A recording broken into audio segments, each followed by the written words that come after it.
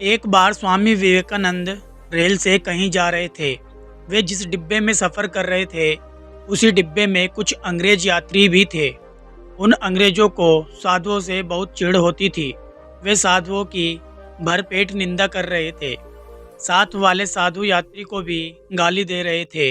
उनकी सोच थी कि साधु अंग्रेजी नहीं जानते हैं, इसलिए उन अंग्रेजों की बातों को नहीं समझ पाएंगे। इसलिए उन अंग्रेजों ने आपसी बातचीत में साधुओं को कई बार भला बुरा कहा। हालांकि उन दिनों की हकीकत थी कि साधु अंग्रेजी जानते भी नहीं थे। रास्ते में एक बड़ा स्टेशन आया, जहां विवेकानंद के स्वागत में हजारों लोग उपस्थित थे, जिनमें विद्वान एवं अधिकारी भी थे।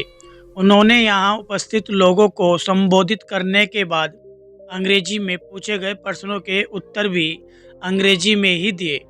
अंग्रेजी सह यात्री ये सब देख रहे थे। ये देखकर रेल में उनकी बुराई कर रहे उन अंग्रेज यात्रियों को सांप सूंघ गया। अवसर मिलते ही वे विवेकानंद के पास गए और उन्होंने नम्रतावश पूछा कि क्या आपने हमारी बात सुनी? स्वामी विवेकानंद जी बोले। उन्होंने बताया उनका मस्तिष्क अपने ही कार्यों में व्यस्त था, इसलिए उन्होंने लोगों की बात सुनने का अवसर ही नहीं मिला। उनका यह जवाब अंग्रेजों को शर्मसार कर गया। अंग्रेजों ने चरणों में झुककर क्षमा याचना की कि स्वामी जी के प्रति उनका आदर भाव और बढ़ गया। वे उनके ज्ञान का सम्मान करने लगे। इस कहानी से हमें यही सीख मिलती है, दूसरे की निंदा हमेशा शर्मिंदगी देती है। अपने लक्ष्य के प्रति समर्पित रहेंगे तो विश्व की कोई भी बाधा आपको कभी नहीं भटका सकती। एक कहानी, दूसरों के पीछे मत भागो। एक बार स्वामी अपने आश्रम में छोटे पालतू कुत्ते के साथ टहल रहे थे। तभी अचानक एक युवक उनके आश्रम में आया और उनके पैरों में झुक गया और कहने लगा, स्वामी जी, मैं अपनी ज़िंदगी से बड़ा परेशान हूँ। मैं प्रतिदिन पुरुषार्थ करता हूँ, लेकिन आज तक मैं सफलता प्राप्त नहीं कर पाया। पता नहीं ईश्वर ने मेरे भाग्य में क्या लिखा है, जो इतना पढ़ लिखा होने के बावजूद भी मैं नाकामयाब ही हूँ। युवक की परेशानी को स्वामी जी ने तुरंत समझ लिया था। उन्होंने युवक से कहा, भाई, थोड़ा मेरे इस कुत्ते को कहीं दूर तक थोड़ा घुमा लाओ, उसके बाद मैं तुम्हारे प्रश्नों का उत्तर दूंगा। उनकी इस बात पर युवक को थोड़ा अजीब सा लगा, लेकिन उसने कोई प्रश्न नहीं किया और कुत्तों को दौड़ाते हुए आगे निकल गया। कुत्ते को टहलाने के बाद जब युवक आश्रम में पहुंचा तो उसने देखा कि युवक का चेहरा तेज है, लेकिन उसका छोटा कुत्ता थका हुआ है, जो जोर जोर से हाँफ रहा था। स्वामी जी ने पूछा, भाई, मेरा कुत्ता इतना कैसे थक गया? तुम तो बड़े शांत दिख रहे हो, क्या तुम्हें थकावट नहीं हुई? युवक ने कहा, स्वामी जी, मैं धीरे धीरे आराम से चल रहा था, लेकिन मेरा कुत्ता अशांत था, सभी जानवरों के पीछे दौड़ता था, इसलिए बहुत थक गया था। तभी विवेकानंद ने कहा, भाई, तुम्हारे प्रश्नों का उत्तर तो यही है। तुम्हारा लक्ष्य तुम्हारे आसपास ही है, लेकिन तुम उसे दूर चलते हो, अन्य लोगों के पीछे दौड़ते रहते हो और तुम जो चाहते हो वह दूर हो जाता है। युवक ने विवेकानंद के उत्तर से संतुष्ट होकर अपनी गलती को सुधारने का निर्णय लिया।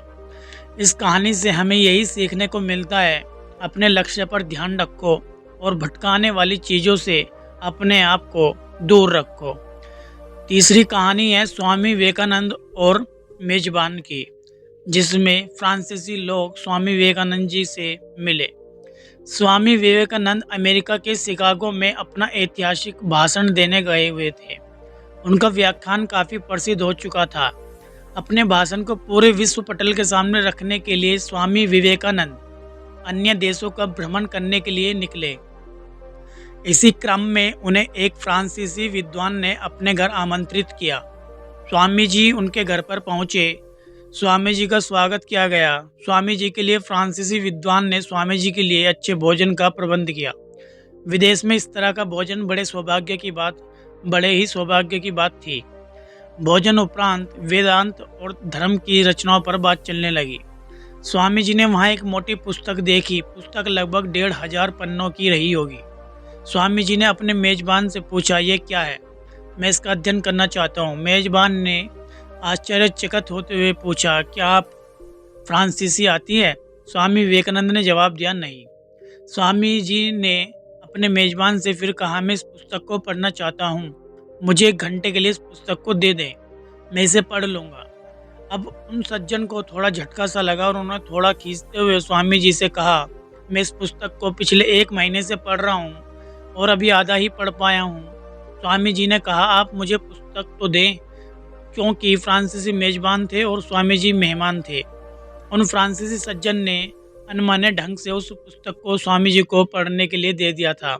स्वामी जी उस पुस्तक को अपने दोनों हाथों में रखकर 1 घंटे के लिए योग साधना में बैठ गए।